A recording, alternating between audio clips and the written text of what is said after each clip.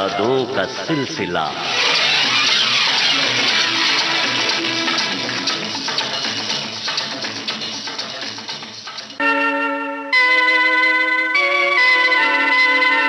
संगीत सर्जक मदन मोहन, बरसों बरस हम उनके सुरों की फुहारों में भीगते चले आए हैं। नैनों में बदरा छाए, बिजली से चमके आए, ऐसे में मोहे गरबा लगा ले। बहुत लंबी रही है उनकी संगीत यात्रा।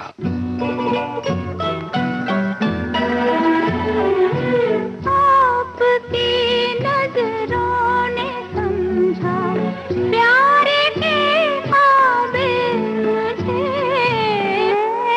ना बरसे रिमझिम लग जा गले के फिर हंसी रात हो न हो, शायद फिर से जन्म में मुलाकात हो न हो,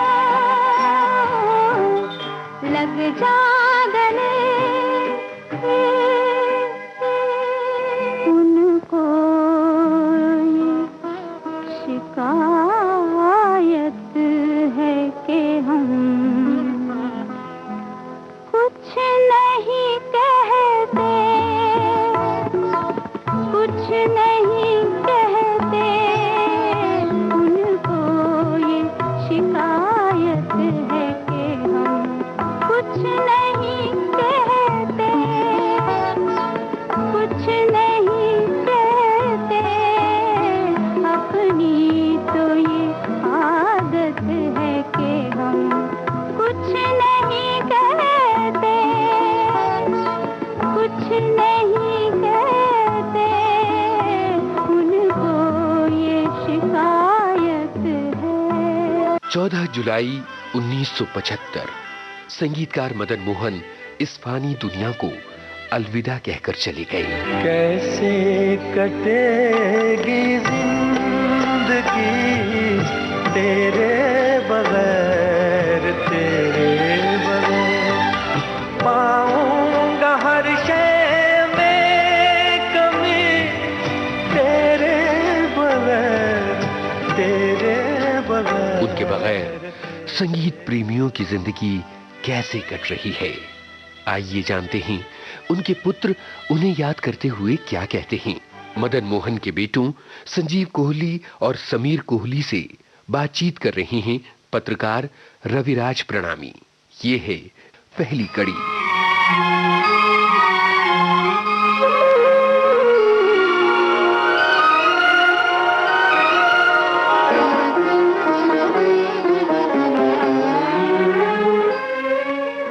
ख्वाहिशों का काफिला भी अजीब ही है, अक्सर वहीं से गुजरता है जहां रास्ता न हो। अब ये भी क्या खब्द कि उस शख्सियत को फना हुए 39 बरस हो चुके हैं, लेकिन उनके चाहने वाले आज भी ये मानने को तैयार नहीं हैं कि वे हमारे बीच नहीं हैं। कभी उनके अनरिलीज्ड सॉन्ग्स को रिलीज कर हम उन्हें जिलाए रखते हैं, तो कभी उनके तैयार पड़े कई सारे कच्चे मुखड़ों और अंतरों में से वीरजारा जैसी संगीत प्रधान फिल्म का संगीत तैयार करते हुए इस बात को हम झुठलाने लगते हैं कि नहीं, कौन कहता है कि वे हमारे बीच नहीं हैं। ऐसा किसी और संगीत सर्जक के साथ ना कभी हुआ है, ना शायद कभी होगा। मदन मोहन के चाहने वालों का आलम ये कि हम उन लोगों को ढूंढते हैं और उन्हें कौतुक भरे भाव से देखने लगते हैं जिन्होंने मदन मोहन को देखा है या उनसे मिले हैं या उनके साथ काम किया है। हम और जानना चाहते हैं कि क्या शख्सियत रही उनकी। तो ज़रा सोचिए कि उन्हें कैसा गुमान होगा जिनकी रगों में मदन मोहन रूपी अद्भुत संगीत सर्जक का लहू संचारित हो रहा हो, जो मदन मोहन का ही सृजन हो और जो आज मदन मोहन और हमारे बीच की जीती जागती कड़ी हैं। वे जो मदन मोहन को डैडी कहा करते हैं, मदन मोहन के मुरीद साथियों, आज विविध भारती के इस स्टूडियो में निश्चित ही मदन मोहन की रूह हमारे साथ है, क्योंकि हमारे साथ हैं उनके दोनों बेटे संजीव मदन मोहन कोहली और समीर मदन मोहन कोहली। संजीव जी और समीर जी, आप दोनों का तहे दिल से हम स्वागत करते हैं। नमस्कार। विविध भारती के सुनने वालों को हम दोनों की तरफ से शुक्रिया कि आपने हमें यहाँ आमंत्रित किया अपने पिताजी मदन मोहन जी के बारे में कुछ गुफ्तगू करने के लिए। आप हैं संजीव जी, और समीर जी आपका भी स्वागत है। आप लोगों का बहुत बहुत शुक्रिया। विविध भारती के सुनने वालों का बहुत बहुत शुक्रिया। बातचीत शुरू करें इससे पहले ये जानना भी ज़रूरी है कि मदन जी के बेटे, पहले हम बड़े बेटे संजीव जी का जिक्र कर लें। संजीव जी भी परोक्ष रूप से संगीत को समर्पित ही रहे हैं। यूँ तो समीर जी भी संगीत को समर्पित है। हम पहले बात करें संजीव जी की। संजीव जी एचएमवी से बरसों बरस जुड़े रहे। संजीव जी ने संगीत प्रेमियों के लिए बहुत कुछ किया। एक से बढ़कर एक संगीत संकलन उन्होंने प्रस्तुत किए। फिर जब डिजिटल दौर आया और लोगों के घरों में डिजिटली एनहेंस्ड म्यूजिक बजने लगा, तो पुराने सदाबहार संगीत को डिजिटाइज करने और उसे रिवाइव कर रिवाइवल श्रृंखला के तहत प्रस्तुत करने का श्रेय भी उन्हीं को है। मदन जी के अनगिनत प्रशंसकों को समर्पित madanmohan.in नाम से उनकी तैयार की वेबसाइट भी देश दुनिया में बेहद लोकप्रिय है। उन्होंने मेटाविजन नाम से कंपनी स्थापित की, जिसके माध्यम से कई प्रतिभाशाली गायक गायिकाएं आज हमारे बीच हैं। सुनिधि चौहान उनमें से एक हैं। संजीव जी यशराज फिल्म्स के मुख्य कार्यकारी भी रहे और वीर ज़ारा का अद्भुत अलौकिक संगीत उन्हीं की देखरेख में तैयार हुआ। संजीव जी, मदन मोहन हम संगीत प्रेमियों के लिए दिल के संगीत वाले कोने का दूसरा नाम रहा है, और आपके लिए? रवि जी, आपने बहुत ज़्यादा तारीफ कर दी, लेकिन एक बात जो आपने अहम बात कही कि समीर और मैं मदन जी की एक कड़ी हैं। ये हमारा सौभाग्य है कि हम उनके बेटे पैदा हुए, लेकिन मेरे हिसाब से कड़ी तो उनका संगीत है और कड़ी उनके सुनने वाले हैं और चाहने वाले हैं, जिन्होंने आज तक करीब 40 साल बाद तक उनको जिंदा रखा है। और ये जिंदा उनको ऐसा रखा है क्योंकि उनके गाने आज भी लोग इतने ही प्यार से सुनते हैं जैसे पहले सुनते थे। मदन जी जब गुजरे, हमारे पिताजी, मदन जी ही कहूँगा क्योंकि it will be easy for them, जब वो गुजरे मैं 18 साल का था, समीर शायद 13-14 के थे। तो हमारी यादें जो बचपन की जुड़ी हैं वो काफ़ी याद हैं, लेकिन कुछ धुंधलाई भी हैं। ज़्यादातर हमने उनके जाने के बाद सुनने वालों के तौर पे उनको जाना। मेरा ये सौभाग्य रहा कि मैंने म्यूज़िक कंपनी में भी काम किया और कई संगीतकारों के साथ मिल के काम किया, कई एल्बम्स, कई लोगों का म्यूज़िक बड़े चाह से सुना, समझा। और ये फिर इल्म हुआ कि मदन मोहन जी का एक जो स्थान था वो कुछ अलग था। जितनी इज्जत लोगों ने उनको दी, जितना प्यार सुनने वालों ने और उनके गायकों ने, बाकी संगीतकारों ने जो उनको इज्जत बख्शी है, जिससे हमें इज्जत मिलती है। आज आपने हमें यहाँ बुलाया, ये उसी का नतीजा है कि मदन जी का संगीत इतने सालों बाद आज भी लोगों को पसंद है। संजीव जी, जैसा कि आपने बताया कि आप 18 बरस के रहे जब मदन जी नहीं रहे, कब जाना आप लोगों ने कि आप एक ऐसी संगीत हस्ती के पुत्र हैं जिन्हें दुनिया मदन मोहन के नाम से पूजती है? रवि जी, जब हम छोटे थे तो मदन जी ये चाहते थे कि हमारी एजुकेशन पूरी हो। तो अगर लोग उन्हें कहते कि इन्हें म्यूज़िक सिखाया जाए तो वो कहते थे पहले अपनी पढ़ाई पूरी करें, क्योंकि कहीं उनको लगता था उस वक्त की इंडस्ट्री की अनसर्टेनिटी बहुत है और आदमी को सिक्योर होना चाहिए, एजुकेशन पूरी होनी चाहिए। तो हम पढ़ाई में जुट गए। लेकिन जब पढ़ाई ख़त्म होने को आई तो लगा कि अब म्यूज़िक में अगर हम चाहें तो उस वक्त पिताजी गुजर गए और वो सहारा हमें नहीं मिला, हमें मार्गदर्शन नहीं मिला। लेकिन जब वो गुजरे तो मुझे याद है उनके फ्यूनरल पे इतनी बड़ी बड़ी हस्तियां आईं और अगले सुबह टाइम्स ऑफ इंडिया के फ्रंट पेज पे उनकी अर्थी उठाई जा रही है और बड़े बड़े स्टार्स, अमिताभ बच्चन, राजेश खन्ना, धर्मेंद्र, सब उन्होंने कंधा दिया हुआ है। तो फिर मैं जब उसके बाद कॉलेज गया तो मेरे दोस्तों ने मुझे कहा कि तुम्हारे पिताजी इतने बड़े थे कि भाई इतने बड़े लोगों ने उनको कंधा दिया। आस्ते आस्ते फिर उनके जाने के बाद इतनी अपॉर्चुनिटीज़ आई कि हमें समझने आया कि वाकई उनकी बहुत इज्जत थी और जितना उनका नाम हम नहीं जानते थे है वो वाकई था। तो इस बारे में मैं ये ज़रूर आपको कहना चाहूँगा कि मदन जी 25 साल उन्होंने म्यूज़िक दिया, उनका करियर 25 साल का था, जल्दी गुजर गए 51 की एज पे। हमेशा उन्हें लगता था कि जितना सक्सेस उन्हें मिलना चाहिए वो नहीं मिला। हमें नहीं लगता है, लेकिन उन्हें जरूर लगा और इसकी वजह भी है। उस वक्त क्या था रवि जी की सक्सेस का जो बैरोमीटर है वो था कि बड़े बैनर हों, बड़ी फिल्में हों, जिनमें बड़े बड़े स्टार्स हों, दिलीप साहब हों, राज कपूर हों, देवानंद हों। फिल्म फेयर अवार्ड मिलना बहुत ज़रूरी था क्योंकि उस वक्त एक ही अवार्ड था। बिना का गीत माला की नंबर 1 गाना हो, वही बहुत बड़ी कामयाबी थी। Picture silver jubilee, golden jubilee हो, वो कामयाबी थी। मदन जी के हिस्से ये कभी कुछ आया नहीं। बड़े बैनर उन्हें ऑलमोस्ट कभी नहीं मिले। दिलीप साहब की कोई फिल्म नहीं थी, राज साहब की फिल्म शुरू में थी जो नहीं चली, देव साहब की भी शुरू में फिल्में थी जो नहीं चली। बड़ी फिल्में उन्हें नहीं मिली। फिल्म फेयर अवार्ड उन्हें हमेशा 3 बार या 4 बार शायद नॉमिनेट किया गया, लेकिन अवार्ड नहीं मिला। बिना का गीत माला का नंबर 1 सॉन्ग उनके जीते जी कभी हुआ नहीं, हालांकि नंबर 2 पे गाने आए, झुमका गिरा रे वगैरह। सिल्वर जुबली एक आध फिल्म हुई, लेकिन देखिए ये किस्मत कहे या जो भी आयरनी ऑफ फेट कहें कि उनके जाने के बाद ये सब होता गया। जैसे वो गुजरे, फिल्म आई मौसम जो सिल्वर जुबली हो गई, उसके 6 महीने बाद आई लैला मजनू, गोल्डन जुबली हो गई। लैला मजनू का एक गाना हुस्न हाजिर है, नंबर 1 सॉन्ग बिना का के 6 महीने तक रहा। मेरे जलवों की खता है जो ये दीवाना हुआ, मेरे जलवों की खता है जो ये दीवाना हुआ। मैं हूँ मुजरिम ये अगर होश से बेगाना हुआ, मैं हूँ मुजरिम ये अगर होश से बेगाना हुआ। मुझे सूली चढ़ा दो, किशोरों में जला दो, मुझे सूली चढ़ा दो, किशोरों में जला दो।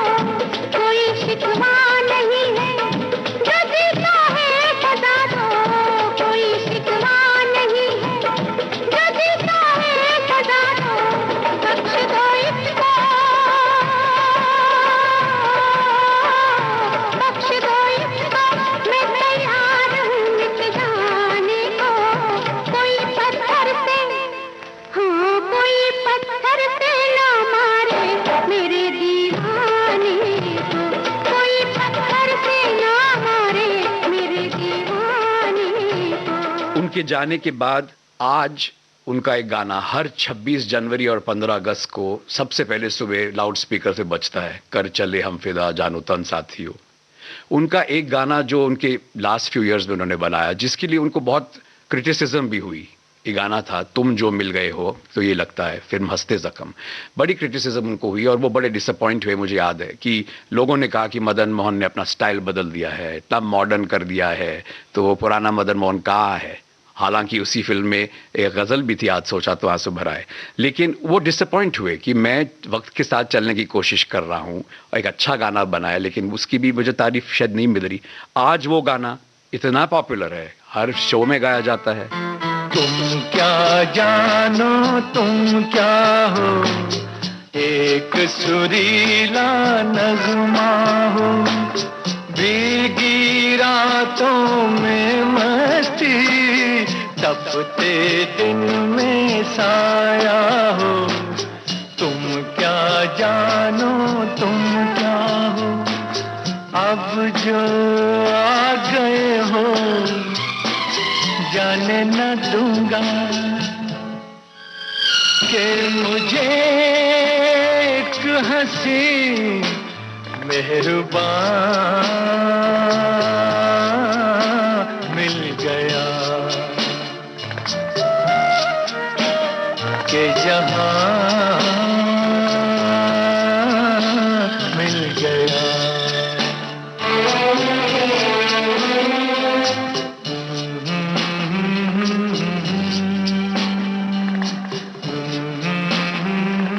सबसे पहला रीमिक्स गाना, अगर आज रीमिक्स का दौर हम मानते हैं, सबसे पहला रीमिक्स गाना मदन जी का था, ज़रूरत है, जो लोगों ने क्या सूरत है करके बनाया। आज भी आइटम सॉन्ग्स जब इतने चलते हैं, शीला की जवानी, मुन्नी, तो सबसे पॉपुलर आइटम गाना आज तक है झुमका गिरा रे। झुमका गिरा रे, हाय झुमका गिरा रे, बरेली के बाजार में झुमका गिरा रे, बरेली के बाजार में झुमका गिरा, झुमका गिरा, झुमका गिरा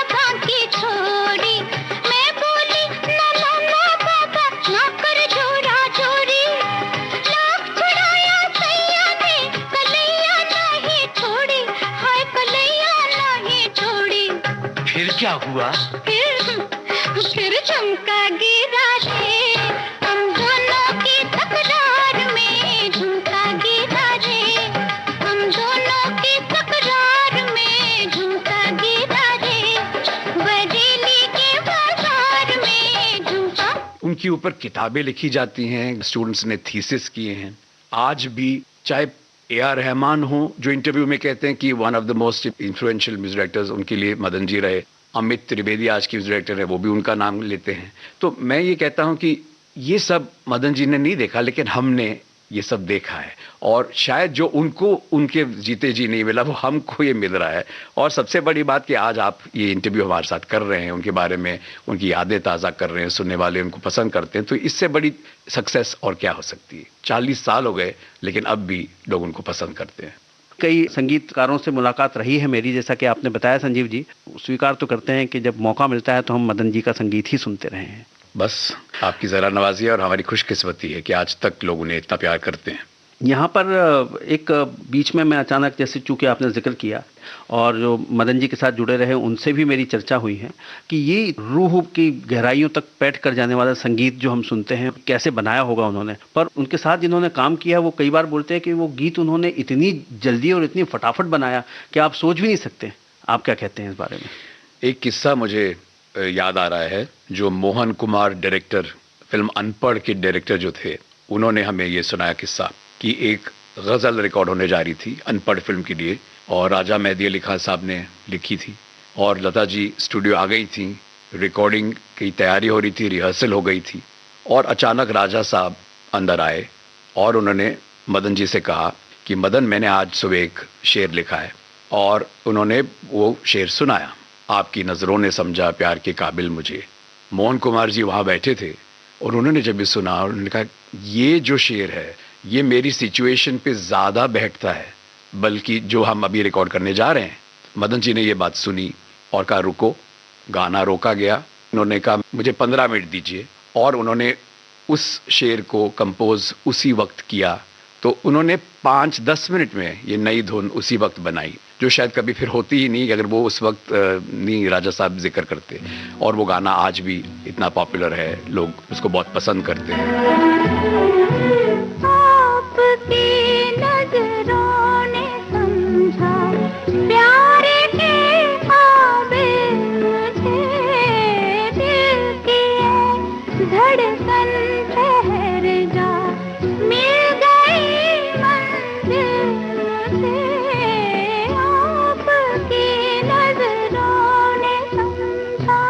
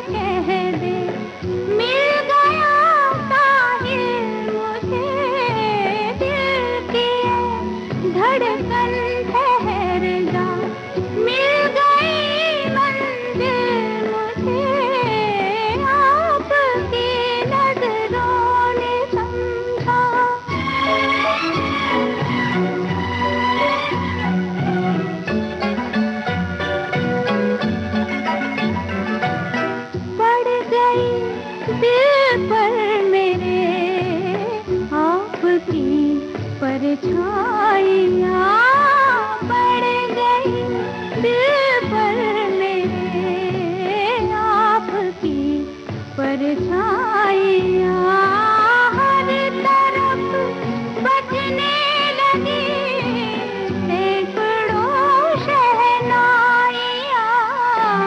दो जहाँ की आज खुशियाँ हो गई हासिल मुझे, आपकी नजरों ने समझा प्यार के काबिल मुझे, दिल की है धड़कन ठहर जा, मिल गई मंजिल मुझे, आपकी नजरों ने समझा, तुम्हारी याद आए।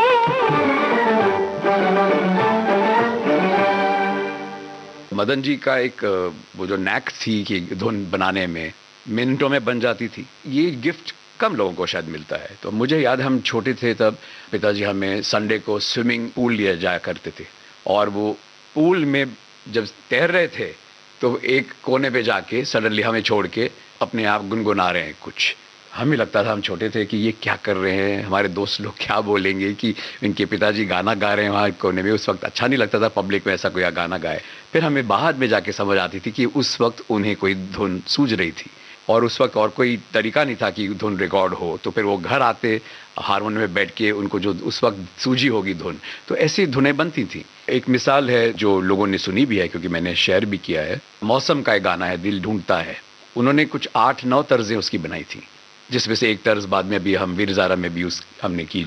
तो क्या है, उनको एक देन थी कि अलग अलग धुन को वो बना सकते थे। और कई गाने उनके जो बड़े पॉपुलर हैं, लोगों ने शायद ये महसूस किया होगा कि उन्होंने गानों में अंतरों की ट्यूनें अलग बनाई हैं। अंतरा 1 अलग ट्यून है, अंतरा 2 अलग ट्यून है। तो ये एक देन उनमें थी कि कोई बड़ी अलग अलग किस्म की धुनें बनाई। दिल ढूंढता है फिर वही फुर्सत के रात दिन, दिल ढूंढता है फिर वही फुर्सत के रात दिन, बैठे रहे तसव्वुरे जाना किए हुए, दिल ढूंढता है फिर वही फुर्सत के रात दिन, दिल ढूंढता है फिर वही।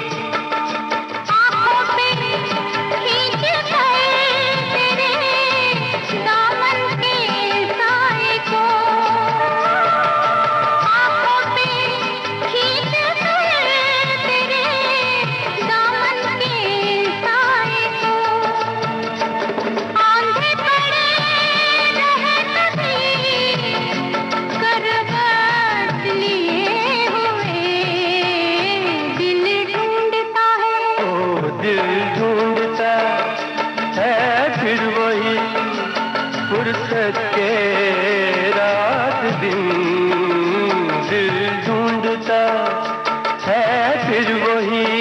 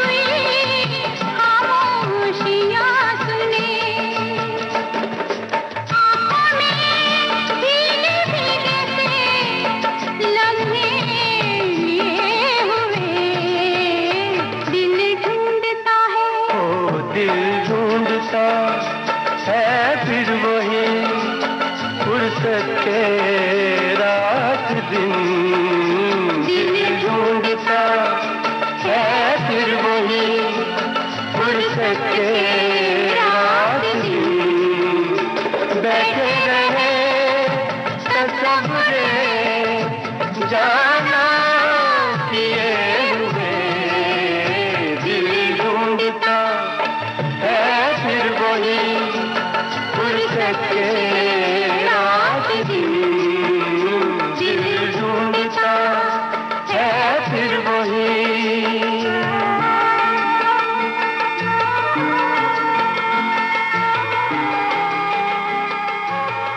ऐसे कई बहुत खूबसूरत से गाने हैं जिनके साथ रोचक किस्से जुड़े हुए होंगे। समीर जी, मैं जानना चाहता हूं कि वो लग जा गले कि फिर ये हंसी रात हो ना हो, इससे जुड़ा जो वाक़या है। एक्चुअली क्या है रवि जी, ये करीब 1.5-2 साल पुरानी बात है कि मेरी मनोज कुमार साहब से मुलाकात हुई।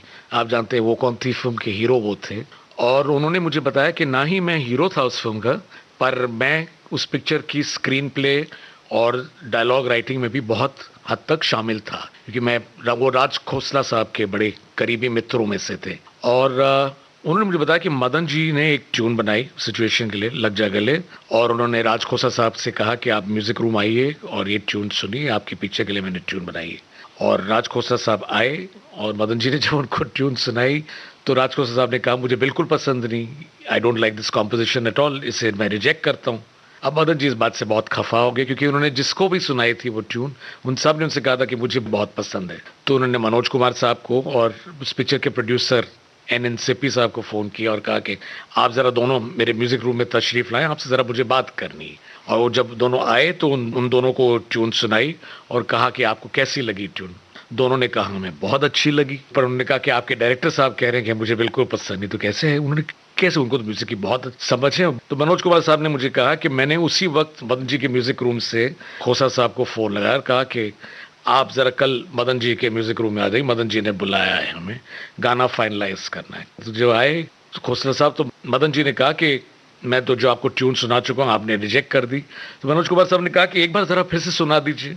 तो जब उन्होंने फिर से सुनाई खोसा साहब को ट्यून, तो खोसा साहब ने मजाक से कहा मेरा दिल कर रहा है कि मैं अपने आप को कुछ कर डालूं, पता नहीं मैं कल किस मूड में था या किस उधेड़-बुन में था जो मैंने इस ट्यून को रिजेक्ट किया, बट मुझे तो बहुत पसंद है। तो मनोज कुमार साहब ने हंस के मुझे कहा कि देखो भैया ऐसा है, शायद मेरी वजह से ये धुन बच गई, नहीं तो पता नहीं अगर खोसा साहब का बच जाता तो ये ट्यून रिजेक्ट हो जाती।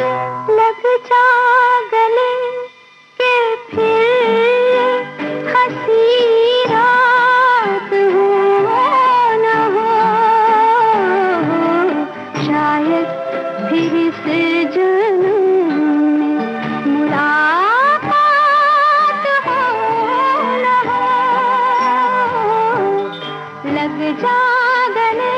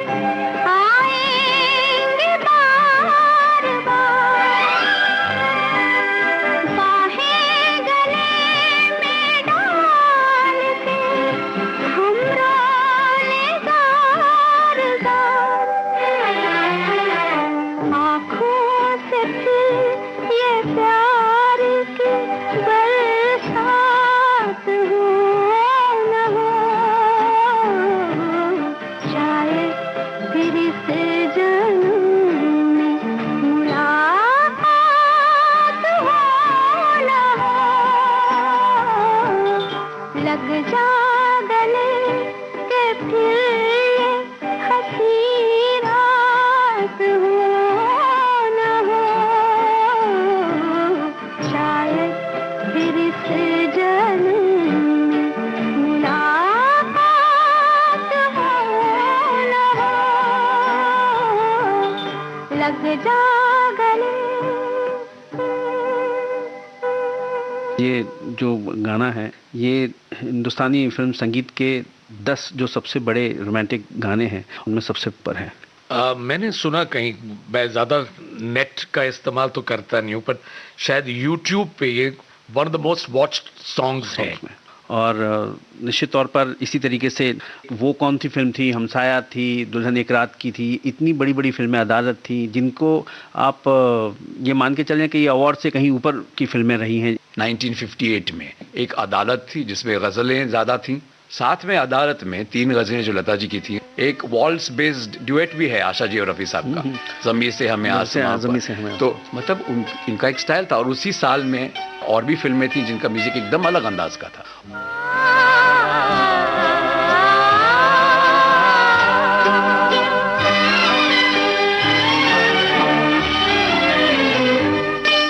ज़मीं से हमें आसमां पर बिठा के गिरा तो न दोगे, अगर हम ये पूछें कि दिल में बसा के भुला तो न दोगे।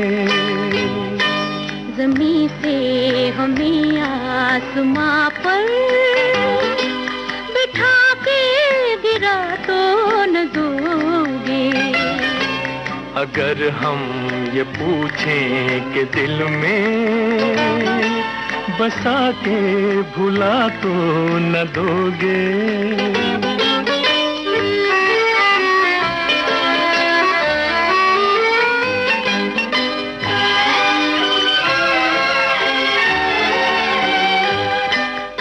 ऐ रात इस वक्त आंचल में तेरे जितने भी हैं ये सितारे, है रात इस वक्त आंचल में तेरे जितने भी हैं ये सितारे, जो दे दे तू मुझको तो फिर मैं लुटा दूं किसी की नजर पे ये सारे। कहो कि ये रंगीन सपने सजा के मिटा तो न दोगे, अगर हम ये पूछें कि दिल में बसा के भुला तो न दोगे।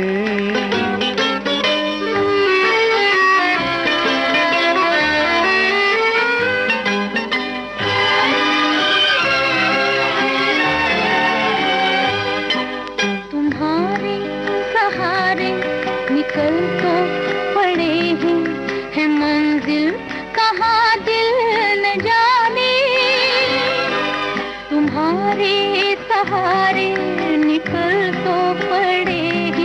है मंजिल कहाँ दिल न जाने, जो तुम साथ दोगे तो आएगी एक दिन मंजिल गले से लगाने। इतना तो दिल को यकीन है हमें तुम दगा तो न दोगे, अगर हम ये पूछें कि दिल में बसा के भुला तो न दोगे। ज़मीं से हमें आसमां पर बिठा के गिरा तो न दोगे, अगर हम ये पूछें कि दिल में बसा के भुला तो न दोगे।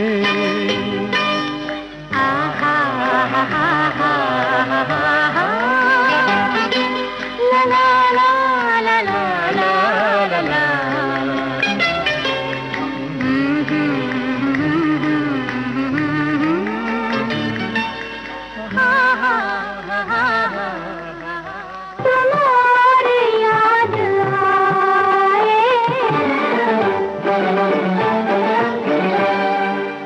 दस्तक का क्या मार्के का संगीत रहा, उस पर तो नेशनल अवार्ड भी मिला है उस संगीत के लिए, और उससे जुड़ी हुई कुछ खूबसूरत यादें अगर आप। जी, मेरी एक छोटी सी याद है। उस जमाने में मैं विविध भारती बहुत सुना करता था, और मुझे अभी तक याद है ये, उस जमाने में टेलीविजन तो था नहीं, तो 7:05 पे आप लोगों का प्रोग्राम शनिवार को जयमाला बजता है, तो वो सुनने के लिए मैंने रेडियो करीब 7 बजे ऑन किया, और मैंने रेडियो में ये सुना न्यूज़ में कि दस्तक ने उस साल के सारे अवार्ड्स, नेशनल अवार्ड्स स्वीप कर लिए थे। संजीव कुमार साहब को बेस्ट एक्टर के लिए, रेहाना सुल्ताना साहिबा को बेस्ट एक्ट्रेस के लिए, मजरू साहब को बेस्ट लिरिक्स के लिए, मदन जी को म्यूजिक के लिए।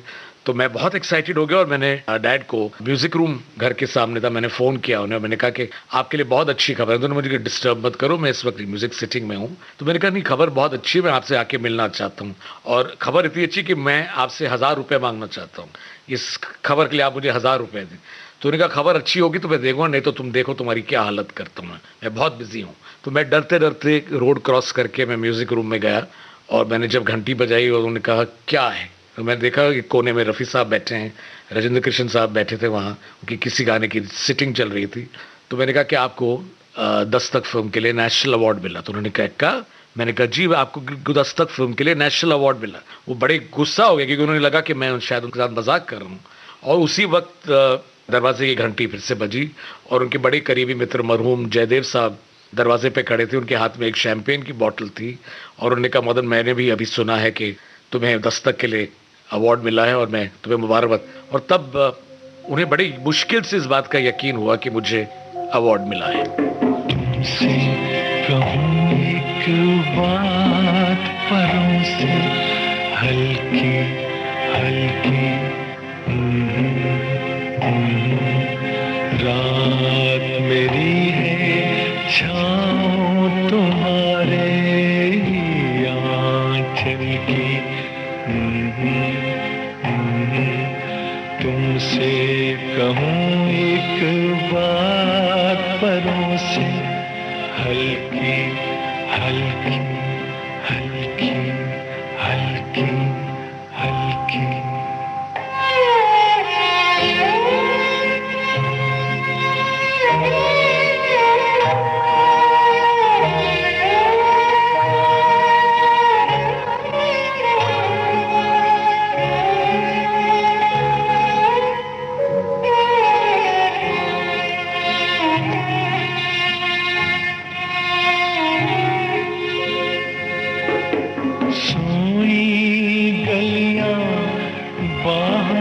सारे आंखें मीठी,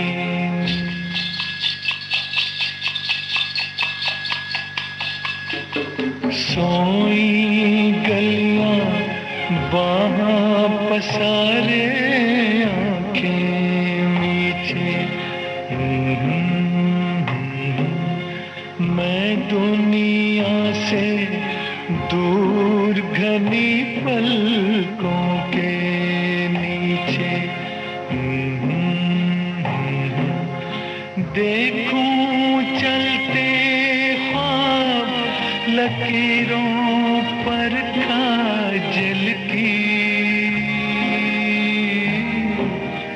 तुमसे कहूँ एक बात परों से हल्की हल्की हल्की हल्की हल्की।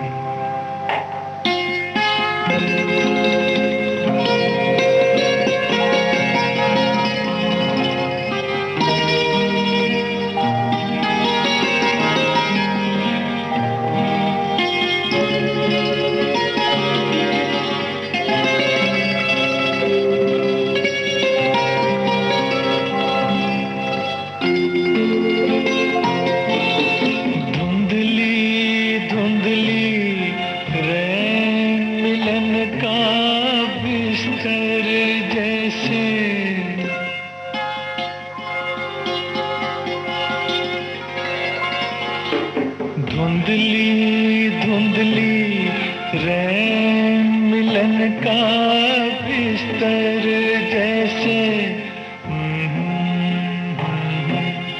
खुलता छुपता चांद सेज के ऊपर जैसे,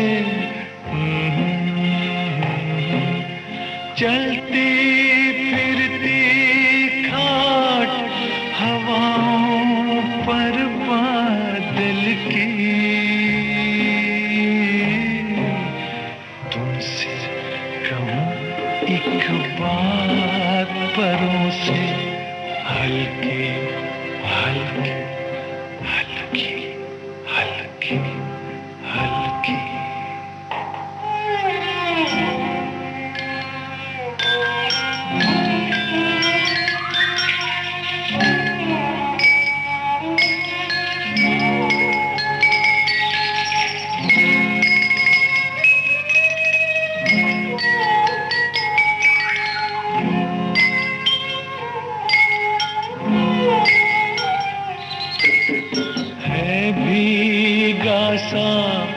जिस्म तुम्हारा इन हाथों में,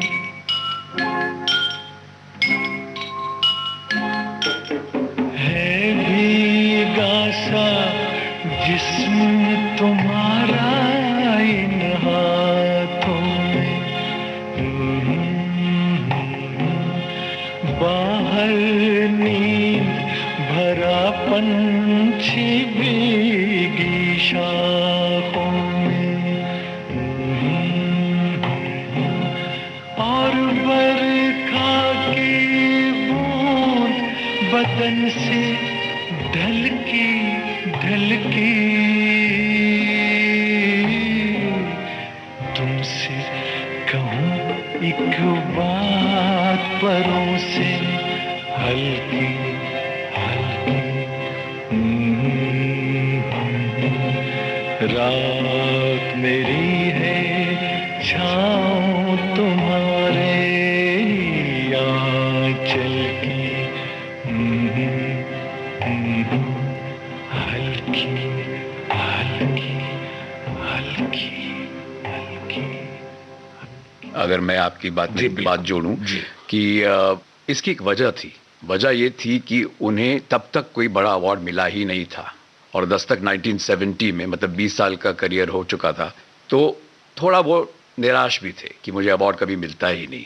और फिर वो दिल्ली जाने से उन्होंने कहा मैं नहीं जाऊंगा, क्योंकि नेशनल अवार्ड राष्ट्रपति भवन में दिया जाता है। तो संजीव कुमार जी, जिनको भी उस फिल्म के लिए एक्टर का अवार्ड मिला था, वो हमारे घर आए और उन्होंने उनको मनाया कि आप नहीं जाएंगे तो मैं भी नहीं जाऊंगा। फिर संजीव कुमार जी ने वही किस्म के 2 सूट सिलवाए, और मदन जी और संजीव कुमार ने वही 2 सूट बोटाई के साथ एकदम सेम सूट्स पहन के दोनों साथ में उस फंक्शन के लिए गए। लेकिन मैं जैसे कह रहा था, इसकी वजह ये थी कि पहले जब फिल्म फेयर अवार्ड, जो मेन अवार्ड उस वक्त कमर्शियल अवार्ड, पॉपुलर अवार्ड होता था, जो वोट से होता था, उन्हें 3 बार नॉमिनेट किया गया लेकिन अवार्ड नहीं मिला। सबसे पहली बार था अनपढ़ 1962 में। उससे मुझे जुड़ी एक बात याद आ रही है कि हम छोटे थे, मैं 6 साल का था, तो मदन जी गाड़ी खुद चलाते थे। उनकी बहुत बड़ी गाड़ी होती थी जो पहचानी जाती थी कि ये मदन मोहन की गाड़ी है, क्योंकि बहुत स्पेशल रंग था गाड़ी का। तो वो जब हमें ड्राइव पे ले जा रहे थे, हम वर्ली सीफेस पे जा रहे थे, और हम बच्चे थे, मैं जैसे कहा छोटा था, तो हम बोलते थे डैड तेज़ चलाओ, क्योंकि वर्ली सीफेस उस वक्त ट्रैफिक बहुत कम होता था। तो वो तेज़ चलाने लगे। आस्ते आस्ते पुलिस की सायरन्स की आवाज़ पीछे से आने लग गई। हम तो बच्चे थे, समझ नहीं आया कुछ, इतना घबरा गए कि पीछे पुलिस आ गई है। मेरी माता जी जो साथ में बैठी उनकी, भाई रोको गाड़ी रोको, पुलिस आ रही है, क्या तुम इतने तेज से क्यों चला रहे हो। गाड़ी रोकी और पुलिस के इंस्पेक्टर थे, इनफैक्ट वो उस वक्त सीनियर इंस्पेक्टर थे बहुत, और वो उतरे और उन्होंने कहा शीशा नीचे कीजिए, और उन्होंने कहा मदन जी मैंने इसलिए आपको रोका है कि मैंने आपकी नज़रों ने समझा गाना जो सुना है कमाल गाना है। और फिर वो चले गए, और मेरे पिताजी ने माताजी की तरफ देख के कहा कि देखो मेरे लिए अवार्ड यही है। तो डिसअपॉइंटमेंट भी होती थी, लेकिन खुशी भी होती थी कि लोगों को बड़ा पसंद आता था। लता जी ने ये किस्सा ज़रूर खुद कई बार सुनाया कि वो कौन थी के लिए भी जब वो नॉमिनेट हुए तो अवार्ड नहीं मिला, और लता जी ने जब जाके कहा कि मदन भैया मुझे बड़ा अफसोस है कि वो कौन थी को अवार्ड नहीं मिला, मिलना चाहिए था, तो उन्होंने कहा बस तुम्हें ये दुख हुआ, मेरे लिए यही अवार्ड है। बहुत रोए मगर अब आपकी खातिर न रोएंगे, न अपना चैन खोकर आपका हम चैन खोएंगे। कयामत आपके अश्कों ने ढाई, आप क्यों रोए जो हमने रास्ता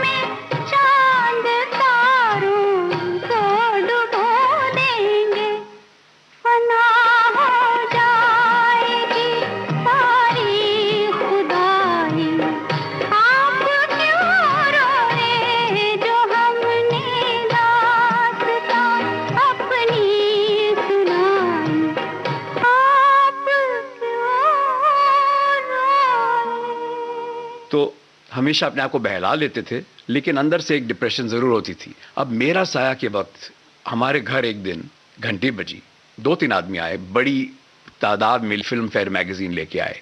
तो पिताजी घर पे नहीं थे, मैंने दरवाज़ा खोला और मैंने कहा क्या है? कहते नहीं, ये फिल्म फेयर साहब ने भेजा है, उनके एडिटर ने। करीब 25,000 कॉपीज़ थी, मतलब मैंने गिनी नहीं, लेकिन उन्होंने कहा। तो और वो हमने घर के अंदर रख ली, हमें नहीं मालूम था कि क्या करना है।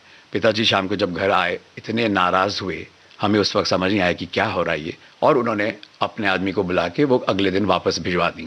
खैर, मेरा साया नॉमिनेट हुई थी, लेकिन फंक्शन से पहले नॉमिनेशन से ही निकाल दी गई। अब लोग ये कहते हैं कि उस वक्त कोई वजह से मेरा साया को निकाल दिया गया। तो मदन जी फिर बड़े डिसअपॉइंट तो हुए कि भाई सीधे तरीके से अवार्ड तो मिलता नहीं, अब नॉमिनेशन से भी निकाल दिया गया है। फिर हम एक बार फिर ड्राइव पे जा रहे थे उसी गाड़ी में, और मदन जी कभी कभी हमें गाड़ी में कहते थे कुछ गाना गाओ, पीछे हम लोग बैठे थे। हम तो उस वक्त हमें गाने की समझ नहीं थी, 8 साल के थे, और मेरा साया नई नई लगी थी। और उसी साल में मेरा साया का अवार्ड जब नहीं मिला, सूरज फिल्म को अवार्ड मिला था, जिसका गाना बहुत पॉपुलर हुआ था। तो उन्होंने कहा गाना गाओ। उन्होंने सोचा शायद मेरे बेटे मेरा गाना गाएंगे, लेकिन पता नहीं किस भोलेपन में मैंने गा दिया, बहारो फूल बरसाओ मेरा महबूब आया है, जो फिल्म सूरज का गाना था। तो मदन जी ने रियर व्यू मिरर में देख के मेरी तरफ कहा तुम भी। मुझे उस वक्त समझ नहीं आया इसका मतलब क्या है तुम भी, लेकिन अब मुझे समझ आया कि उनका मतलब ये था कि भाई मेरा बेटा भी अगर मेरा गाना नहीं गाएगा तो फिर दुनिया अवार्ड मुझे कैसे देगी। म्यूजिक डायरेक्टर्स एसोसिएशन, उन्होंने उनको अवार्ड कई बार दिए, क्योंकि जिसमें म्यूजिक डायरेक्टर्स सारे वोट करते थे कि उस साल का बेस्ट गाना कौन सा होगा। तो म्यूजिक डायरेक्टर्स एसोसिएशन से भी बहुत मिलता था, मतलब इज्जत बहुत मिलती थी अपने लोगों में, संगीतकारों में, लेकिन पॉपुलर अवार्ड बहुत कम उस वक्त मिला। लेकिन जैसे मैंने हमेशा कहा है कि आज यही तो उनका अवार्ड है कि ये गाने लोग पहले से ज्यादा सुनते हैं। तू जहाँ जहाँ चलेगा मेरा साया साथ होगा, तू जहाँ जहाँ चलेगा मेरा साया साथ होगा, मेरा साया मेरा साया मेरा साया मेरा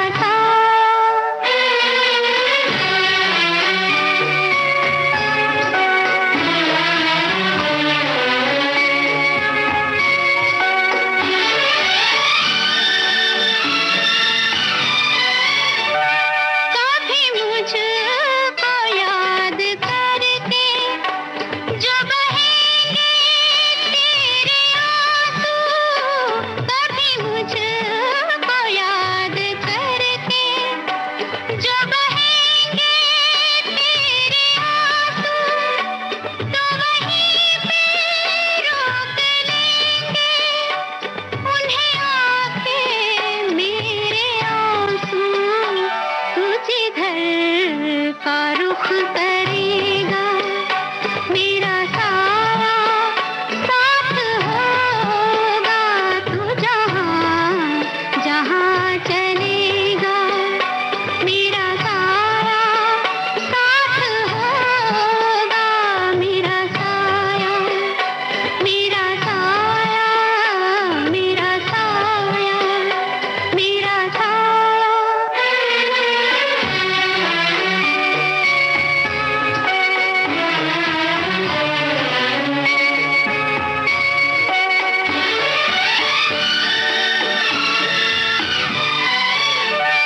मैं अगर बिछड़ भी जाऊं कभी मेरा गम न करना, मैं अगर बिछड़ भी जाऊं कभी मेरा गम न करना, मेरा प्यार याद करके कभी आँख नम न करना, तू जो मुड़ के देख लेगा मेरा साया साथ होगा, तू जहाँ जहाँ चलेगा मेरा साया साथ होगा, मेरा साया मेरा साया मेरा साया मेरा साया।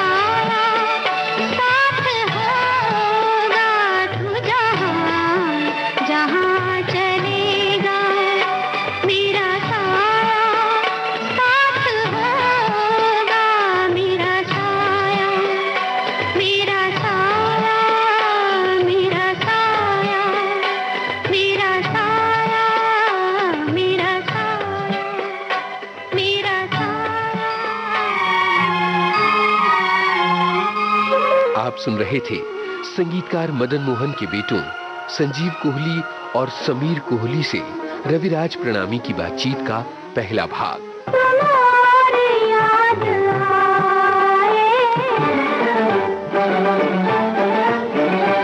ये श्रृंखला चलेगी पूरे 3 हफ्तों तक, तो अगले हफ्ते आज ही के दिन शाम 4 बजे जरूर सुनिएगा।